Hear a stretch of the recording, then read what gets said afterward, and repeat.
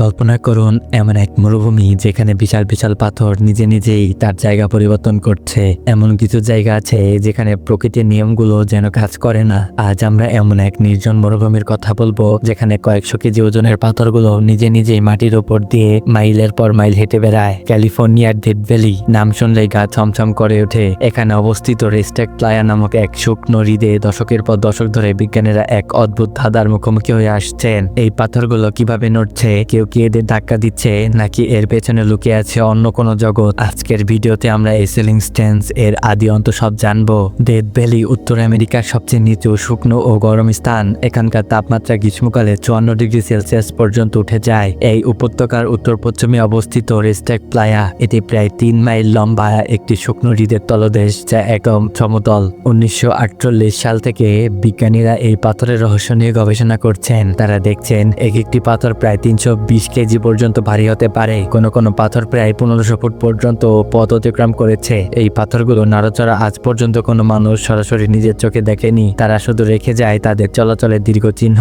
দীর্ঘকাল ধরে কোনো বৈজ্ঞানিক ব্যাখ্যা না থাকায় মানুষের মনে দানা বাঁধে নানান অদ্ভুত বিশ্বাস। কেউ কেউ মনে করতেন এটি এলিয়েনদের কাজ। তাদের মতে রাতের অন্ধকারে ভিনগ্রহী প্রাণীরা এই পাথরগুলোকে নিয়ে পরীক্ষা চালায়। আবার অনেকে মনে করতেন পৃথিবীর চৌম্বকীয় শক্তি, ম্যাগনেটিক ফিল্ডের কারণে এমনটা ঘটেছে। স্থানীয় আদিবাসীদের বিশ্বাস ছিল এইগুলো কোনো অশরীরী আত্মার কাজ, কিন্তু বিজ্ঞানীরা জানতেন এর পিছনে অবশ্যই কোনো প্রাকৃতিক কারণ আছে। কিন্তু কোনো যন্ত্র বা ক্যামেরা ছাড়া সেই প্রমাণ পাওয়া ছিল অসম্ভব। 1970-এর দশকে রবার্ট শপ এবং ডুইট কেরি নামে দুই বিজ্ঞানী এই পাথরগুলোকে ট্র্যাকিং করা শুরু করেন। তারা 30টি পাথরের নাম দেন এবং চারপাশে খুঁটি পুঁতে রাখেন। অবাক করার মতো বিষয় হলো কয়েক মাস পর গিয়ে দেখেন পাথরগুলো তাদের জায়গা পরিবর্তন করেছে।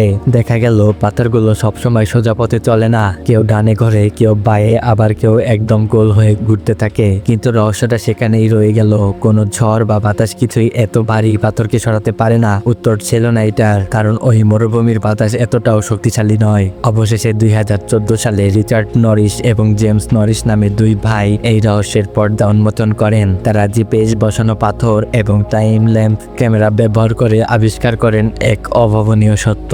তারা দেখেন শীতকালে যখন প্লায়াতে সামান্য বৃষ্টি হয় তখন একটি অগভীর হ্রদ তৈরি হয়। রাতে তাপমাত্রা হিমাঙ্কের নিচে চলে গেলে পানির উপর কয়েকশো মিলিমিটার পাতলা বরফের আস্তর পড়ে। পরদিন সকালে রোদ উঠলেই সেই বরফ ফেটে ছোট ছোট টুকরো হয়ে ভাসতে থাকে। ঠিক তখন যদি হালকা বাতাস বয়, সেই বরফের টুকরোগুলো বিশাল পালের মতো কাজ করে এবং পিচ্ছিল কাদার উপর দিয়ে পাথরগুলোকে ঠেলে নিয়ে যায়। একেই বলা হয়েছে আইস ট্র্যাপ। বিজ্ঞানের জয়যাত্রায় আরেকটি রহস্যের সমাধান হলো আমরা জানলাম অতি প্রকৃত কিছুই নয়, বরং পানি, বরফ, কাদা এবং বাতাসের এক অদ্ভুত সংমিশ্রণে এই জাদুর কারিগর। তবে এখনো রেস্টেক প্লায়াতে গেলে সেই নিস্তব্ধ মরুভূমিতে পাথরগুলো একাকী পথ চলা দেখলে আপনার গা শিউরে উঠবেই। প্রকৃতির এমন আরো কত রহস্য আমাদের চারপাশে লুকিয়ে আছে। আজকের ভিডিওটি কেমন লাগলো তা কমেন্টে জানান। ভালো লাগলে বন্ধুদের সাথে শেয়ার করুন এবং পরবর্তী রহস্যময় ভিডিওগুলোর জন্য আমাদের চ্যানেলটি সাবস্ক্রাইব করে রাখুন। দেখা হবে পরবর্তী ভিডিওতে।